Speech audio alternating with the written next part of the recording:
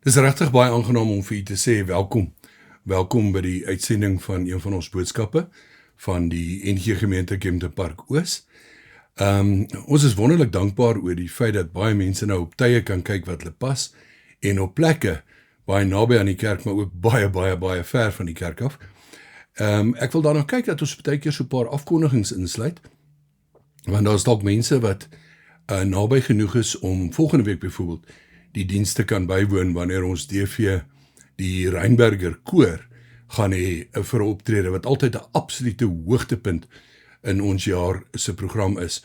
So alhoewel die YouTube en Facebook sy voordele het, het mens die nadeel dat jy uitmis op die musiek. So as jy enigstens binne bereik is, kom sluit dan gerus volgende Sondag by ons aan op die 16de van November. Kom ons word saam stil, ons begin ons diens met 'n wotum. Julle is inderdaad uit genade gered, deur geloof. Hierdie redding kom nie uit julleself nie. Dit is 'n gawe van God. Dit kom nie deur julle eie verdienste nie, en daarom het niemand enige rede om op homself trots te wees nie. Amen. Geliefdes, genade vir julle en vrede. Dit kom van God, ons Vader, en van die Here, Jesus Christus, deur die kragtige werking van God, die Heilige Gees. Kom ons gebruik die geleentheid om tot die Here te bid. Here ons God, ons wil U aanbid as Vader, omdat U self in die woord bekend gemaak het as die Vader. Maar ons aanbid U ook, Here Jesus, omdat U die een is wat vir ons leer van die Vader, en dankie dat U sê, die Vader is in my, en ek is in die Vader, en wie Jesus ken, ken die Vader, en wie die Vader ken, besef ook wie Jesus is. Dankie ook vir die werking van die Heilige Gees, wat op so stil, sagte manier, byna eintlik op die agtergrond werk, maar tog binne in ons werk, veral om ons te oortuig van die waarheid, om ons te leer oor reg en verkeerd, maar ook om ons te help en te lei om die woord te verstaan. Ons aanbid U as die enige God. Ons dank U vir die woord, ons dank U vir die feit dat die woord altyd nuut en lewend bly en altyd vir ons 'n boodskap inhou. Ons bid dat U ons deur U Gees sal lei om verantwoordelik, altyd verantwoordelik met U woord om te gaan. Here, dan sê ons dankie vir soveel in ons lewens wat goed is, maar het ons ook die vrymoedigheid om te vra, help ons asseblief ten opsigte van dit in ons lewe wat nie goed is nie, of wat nie maklik is nie, waarmee mense vroeg en worstel en wat vir hulle twyfel en hartseer en spanning en bekommernis bring. En dankie dat ons met dit alles na U toe kan kom. Seën ons nou in ons oordenking van U woord. Ons vra dit in die naam van Jesus Christus, die oorwinnaar en verlosser. Amen. Geliefdes, ek gaan na 3 skrifgedeeltes verwys, maar natuurlik as jy op Facebook of YouTube kyk en luister, dan het jy dit op die skerm gedruk, maar miskien het jy 'n ander vertaling, of miskien verkies jy om een of meer vertalings te vergelyk. Ek gaan verwys na baie bekende gedeeltes, Matteus hoofstuk 5, Matteus 11 en Matteus 23. Ek wil begin met wat my aanbetref 'n baie belangrike inleiding. Daar is 'n paar tekste in die Bybel wat in die volksmond 'n eie vertaling aangeneem het en 'n eie interpretasie aangeneem het. Hierdie is baie bekende tekste en mense haal dit dikwels aan en dan haal hulle dit aan asof dit woordelik so in die Bybel staan. Maar as mens na die tekste gaan kyk, dan sal mens sien maar die woorde wat die mense aanhaal en die woorde wat daar in die verskeie vertalings verstaan, nie regtig ooreenstem nie. En dan nog belangriker, dat naas hierdie skeefgetrekte vertalings, heg mense dan ook 'n eie interpretasie daaraan, en hierdie interpretasie, en dis die groot probleem, is los van die korrekte konteks van die skrifgedeeltes. En ek gaan nou nie 'n lesing oor konteks gee nie, maar ons moet altyd rekening hou met konteks as ons verantwoordelik met die skrif werk. Buiten dat hierdie tekste baie gewild is, hoor mens ook dikwels baie interessante preke oor van hierdie tekste. En jammer om te sê, maar almal werk nie ewe verantwoordelik met konteks en met die Bybel volgens sy eie reëls nie. Ek gaan 3 van hierdie tekste noem wat volgens my van die heel bekendste voorbeelde is van dit wat ek nou beskryf het. Die eerste van die 3 voorbeelde wil ek vry aanhaal dat mense dikwels sê, daar staan in die Bybel, mens moet net glo soos 'n kind. Dis natuurlik 'n aanhaling uit Matteus 18 vers 3 tot 5, maar nie 'n korrekte aanhaling nie, want dis nie wat daar staan nie. Die afleiding of interpretasie van hierdie woorde, 'n mens moet net glo soos 'n kind, is dan gewoonlik dat jy moet geen kritiese vrae vra nie. Jy moet nie moeilike vrae vra nie. Jy moet nie sê jy verstaan nie. Jy moet net alles vir soetkoek opeet, en dis wat party mense dink dit beteken om te glo soos 'n kind. Nee, in die teks staan daar, julle moet word soos kinders. En in essensie beteken dit dat ons afhanklikheid van God moet besef, soos wat kinders afhanklik is wanneer hulle kindertjies is. Niks te doen met 'n naïewe geloof nie. Die tweede voorbeeld is waarskynlik vir my die meer ontstellende een, omdat ek dit so baie hoor en dit so baie aangehaal word vir mense wat swaar kry, wat miskien iemand aan die dood afgestaan het, miskien 'n terminale siekte het, miskien een of ander verskriklike groot krisis beleef. En dit is dan die vrye aanhaling dat mense sê, God sal niks op jou pad bring wat jy nie kan hanteer nie. Of die woord beproewings word in baie van die vertalings selfs gebruik. Die Here sal jou nie bo jou kragte beproef nie. Met ander woorde, nie 'n krisis of 'n uitdaging op jou pad bring wat jy nie te bowe sal kan kom nie. Nou dit is 'n vrye en verkeerde aanhaling uit 1 Korintiërs 10 vers 13. In daardie teksvers gaan dit nie oor, in die streng sin van die woord, beproewings of krisisse nie. Dit gaan oor versoekings. Die gemeente aan wie Paulus skryf, leef te midde van 'n klomp ander afgodsdienste en afgodsdienste se rituele, onder andere die offer van vleis en seksuele praktyke, tempelprostitusie en so meer en so meer en so meer. En in daardie teks skryf Paulus onder leiding van die Heilige Gees, daar sal geen versoeking op julle pad kom wat julle nie sal kan teenstaan nie. Julle sal nie bo julle kragte versoek word nie. So dit gaan baie beslis oor versoekings, nie oor beproewings, uitdagings en krisisse nie.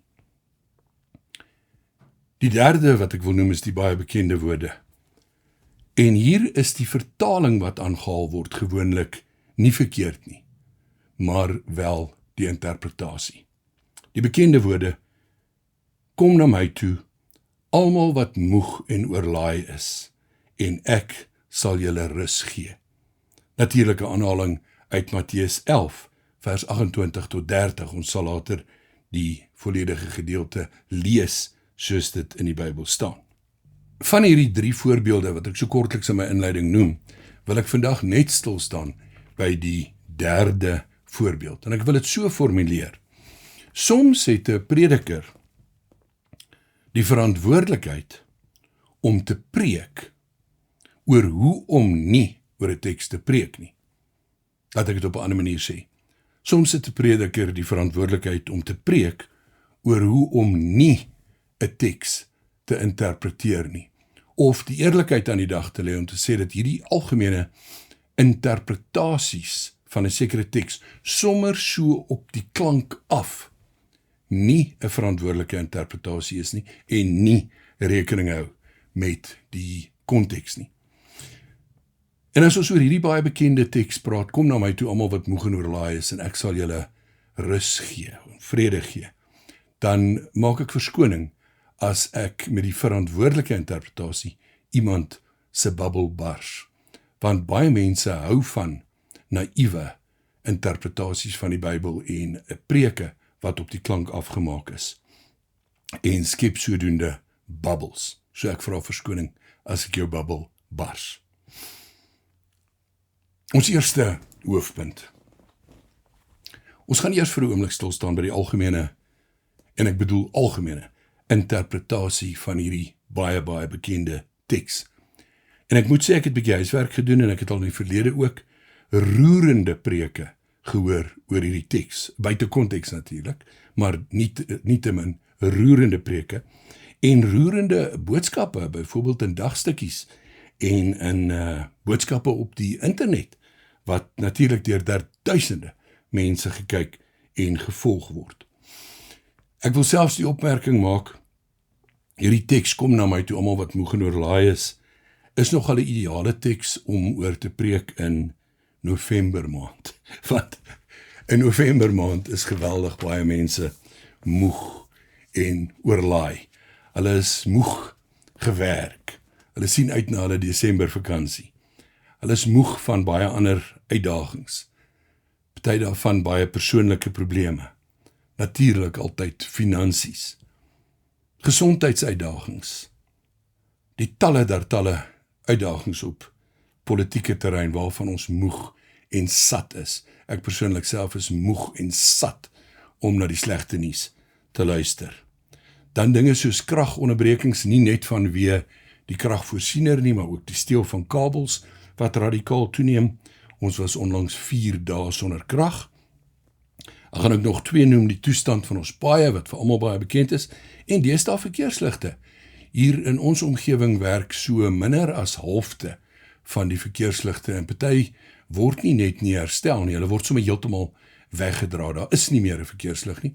Daar's ook nie 'n aanduiding dat daar een was nie en daar's ook nog nie 'n stopteken in sy plek nie. Maar ek wil nou nie begin, so die Engelse sê, rant en ryf oor al die negatiewe nie. Maar mens kan baie maklik aansluiting vind by die feit dat mense moeg en oorlaai is, uitgeput, die pragtige Nederlandse sêding, moeg en terdagens sat. Nou, wanneer 'n mens by 'n teks kom, soos kom na my toe, almal wat moeg en oorlaai is, en ek sê julle rus gee, dan klink hierdie teks na 'n idilliese kitsoplossing. En dit word dikwels ook so gepreek. Maak nie saak wat die probleme is nie. Kom net na Jesus toe met jou probleme. En die probleme en die spanning en alles sal verdwyn soos mis voor die son. Ek sal julle rus gee. Ek sal vir julle vrede gee. Maar nou wil ek graag by hierdie punt 1 'n paar vrae vra. Eers 'n baie kritiese vraag en dan 2 realistiese vrae oor konteks.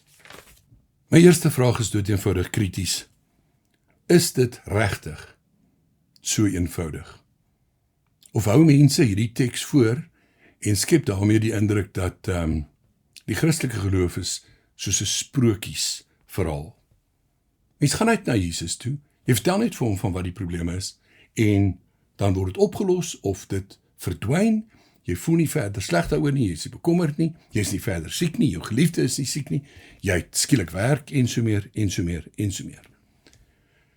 Laat ek maar eerlik sê, want dit wat ek nou eerlik gaan sê, weet jy in elk geval. Daar's baie mense wat baie naby aan die Here Jesus leef. Daar's baie mense wat 'n baie sterk geloof in God het en 'n geloof in Jesus as verlosser.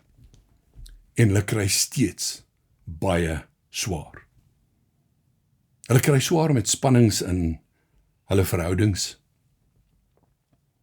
Hulle beleef en bly hartseer al praat hulle met Jesus oor hulle verlies. Hulle finansiële probleme verdwyn nie. Werkloosheid word nie in 'n kits oomblik opgelos nie. Hulle gesondheid verbeter nie, maar inteendeel versleg baie keer. Al daai goed is steeds 'n realiteit.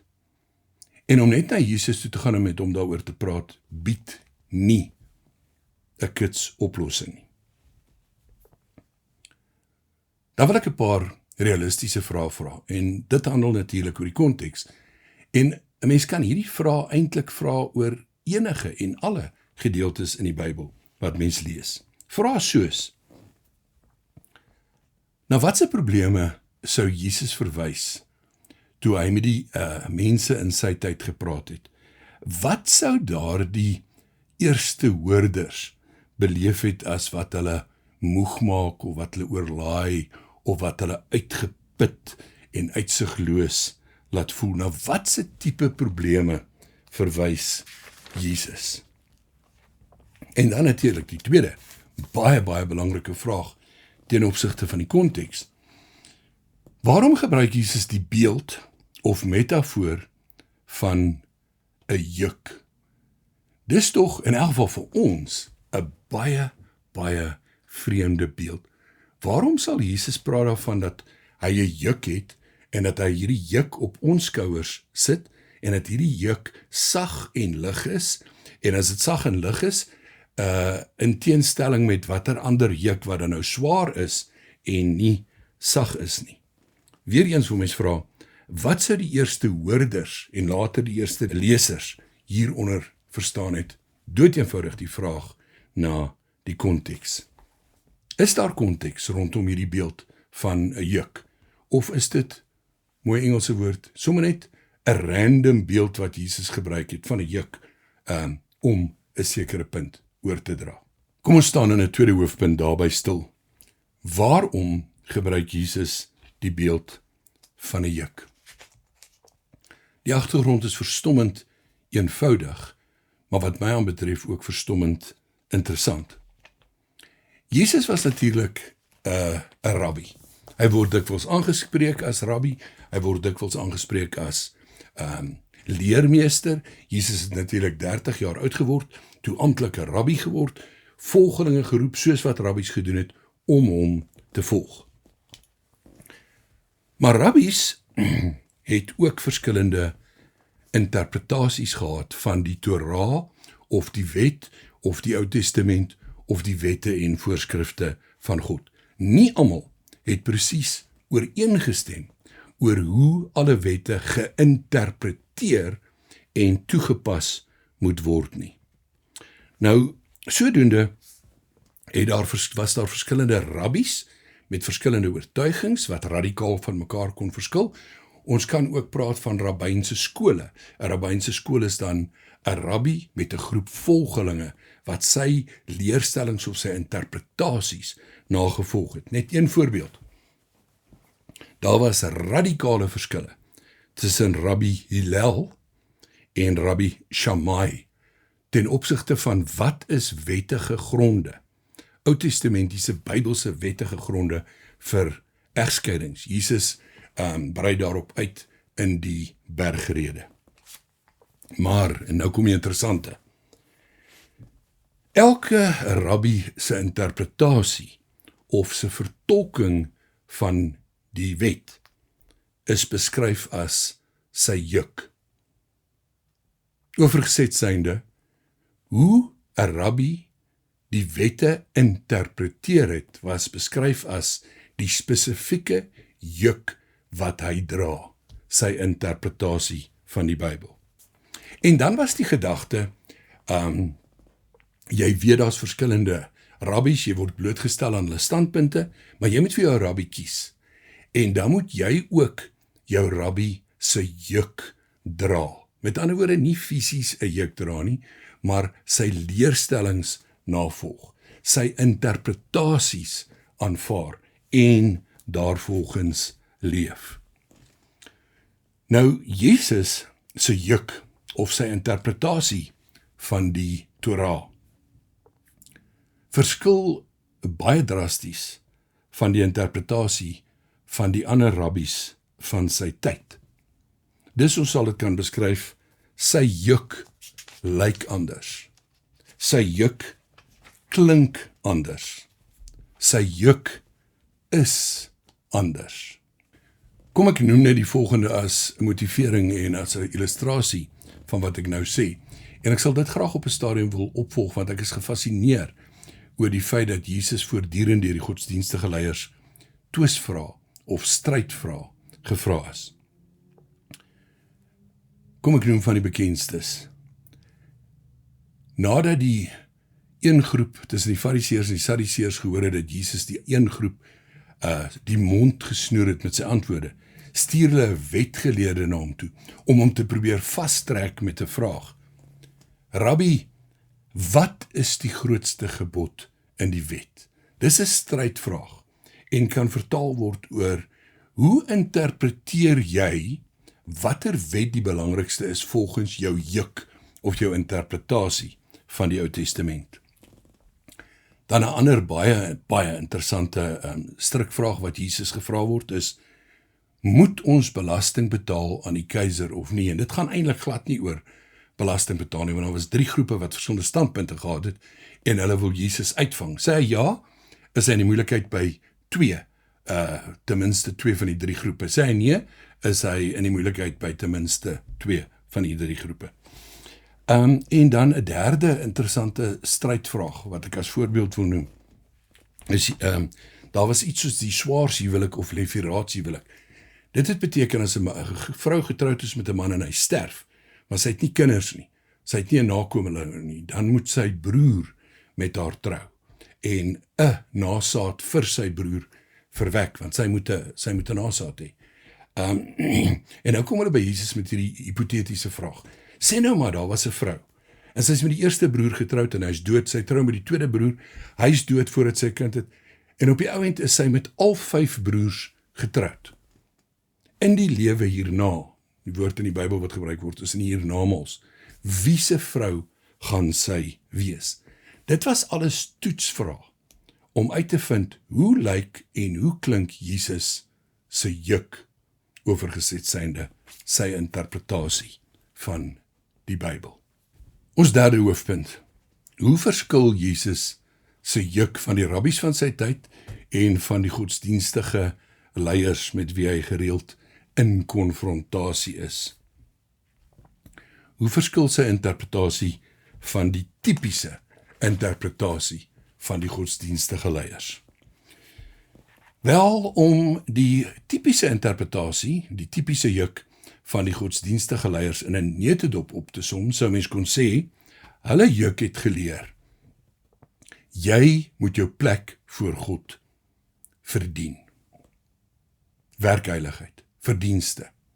Jy moet eintlik so optree, dat God aan jou verskuldig is om jou te red en te seën.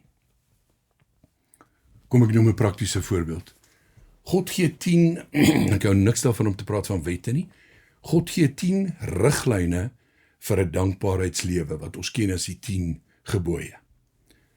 Daardie 10 gebooie het die godsdienstige leiers, nie God nie, uitgebrei van 10 tot 613 hoofwette.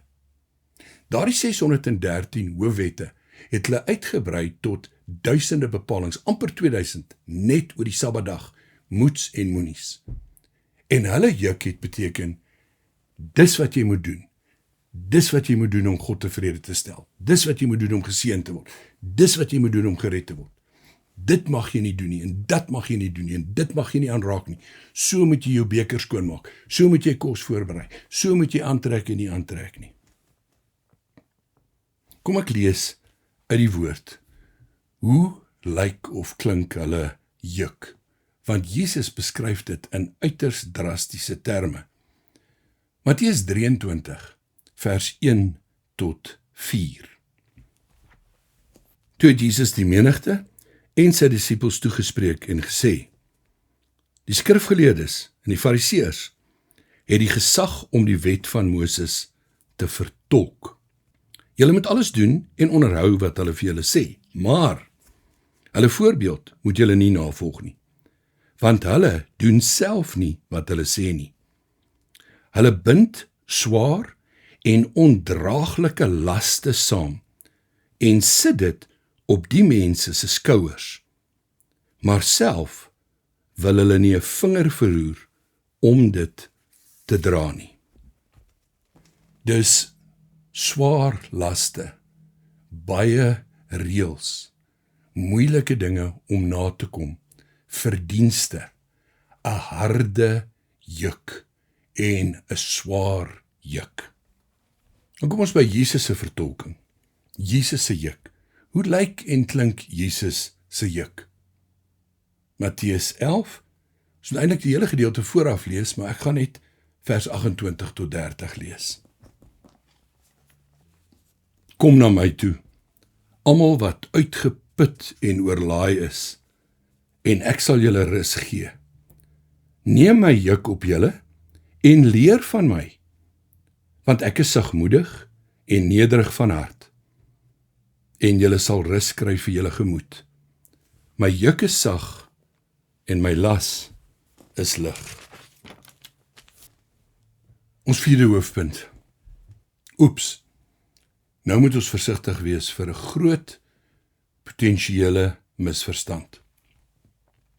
Sommige mense meen en verkondig dat Jesus dink nie die Torah is belangrik nie. Dat hy het net alles vervul en ons hoef nie meer volgens God se wette en ordereëlings te leef nie. Jesus het geen houding van dat God se wet nie belangrik is nie. So mense dink alles is vreeslik eenvoudig en dit word totaal verdraai. Glo net in Jesus en dan beteken dit eintlik so of glo net dat Jesus bestaan. Dis al. En dan is jy gered en verder hoef jy nie aan jou lewe te verander nie, jy hoef niks te doen nie. Glo maar net in Jesus. Nee, Jesus neem die wet, die Torah, die Ou Testament, intens ernstig op. Maar daar's 'n verskil. Daar's 'n verskil tussen Jesus se juk en die juk van die godsdienstige leiers.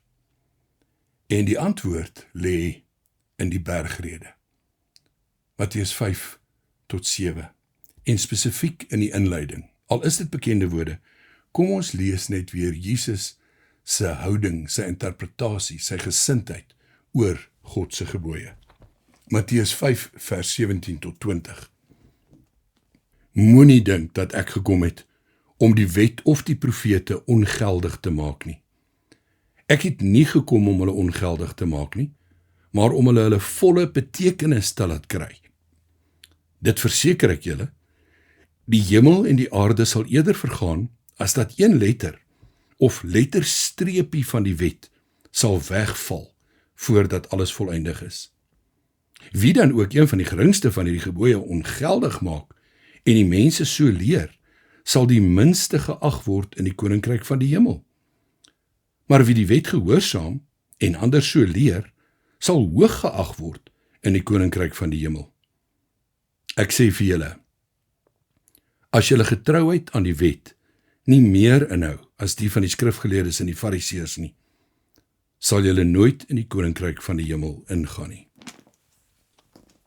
Nou ja, ons 5de punt. Nou wat is die verskil? Ek wil die verskil so probeer formuleer. Daar's 2 verskille. Die eerste gaan oor die verskil tussen wat ek wil beskryf as wettisisme en wetsgehoorsaamheid. Die fariseërs en die godsdienstige leiers het wettisisme geleer. Nou wettisisme is die streng, kleinlike nakoming van allerlei wette. God se wette, maar ook wette wat deur mense uitgebrei is op die van God. En dit kom neer op, ek wil die woord gebruik, pligspleging, om die wette na te kom, nie terwille van God nie, maar terwille van die wette, terwille van verdienste. Wetsgehoorsaamheid of nakoming is eintlik om die gees of die bedoeling van die wet na te kom. Met ander woorde, dit gaan oor gesindheid, nie oor pligspleging nie. Daarom as Jesus sê, as julle getrouheid aan die wet nie meer inhou as die van die skrifgeleerdes en die fariseërs nie, dan bedoel hy nie meer wette nie, meer reëls nie. Meer inhou beteken hy, as dit nie inhou om dit met die regte gesindheid en vir die regte redes te doen nie. Naas die verskil wat ek beskryf as wettisisme en wetsgehoorsaamheid, wil ek dit as volg beskryf. Die grootste en belangrikste verskil is dit, om wette na te kom terwille van verdienste, terwille van jou eie redding, terwille van om die inisiatief te neem En nou moet God reageer deur jou te verlos en te seën. Dit aan die een kant. Aan die ander kant, om God se wette na te kom, uit te leef vanuit dankbaarheid. Kom ons sê maar weer die baie maklike sinnetjie om te onthou. Om God se reëls en sy wette en sy riglyne na te kom, nie om gered te word nie, maar omdat ons reeds gered is. Jesus is die redder, hy is die verlosser. Hy is die een wat in ons plek volledig gehoorsaam is. En daarom kan hy sê, kom leer van my. In die verse net vooraf sê hy, ek ken die Vader, en die Vader ken my. Met ander woorde, Jesus se uitnodiging, kom leer van my. As hy sê, neem my juk op julle, my juk is sag, my las is lig, kom leer van my, gaan dit daaroor dat ons kom leer dat hy die verlosser is, en dat ons vrygekoop is, en dat ons nie ons redding hoef te verdien nie. Die 6de en laaste punt. Om rus te kry vir julle gemoed. En nou moet ek dit weer uitspel. Nee, alle probleme sal nie soos mis voor die son verdwyn nie. Maar as ek na Jesus toe gaan, en as ek weet dat Jesus my verlosser is, en as ek sy juk of sy interpretasie verstaan, dan sal ek te midde van my probleme weet, ek is gered. Ek behoort aan die Here. Ek is sy kind, en niks kan my uit sy hand ruk nie. Ook nie wanneer ek moeg en oorlaai is nie. Hy ken my, hy het my lief, en niks sal my kan skei van sy liefde nie. So hierdie moeg en oorlaai gaan in die eerste plek van oor, om moeg en oorlaai te wees, van om al die reëls te probeer nakom, om uiteindelik jou eie redding te verseker. Ek hoef niks te doen om God se genade te verdien nie, want genade en verdienste is twee teenoorgestelde begrippe. En ons word gered uit genade. Ek herhaal, kom na my toe, almal wat uitgeput en oorlaai is, en ek sal julle rus gee. Neem my juk op julle en leer van my, want ek is sagmoedig en nederig van hart, en julle sal rus kry vir julle gemoed. My juk is sag en my las is lig. Amen.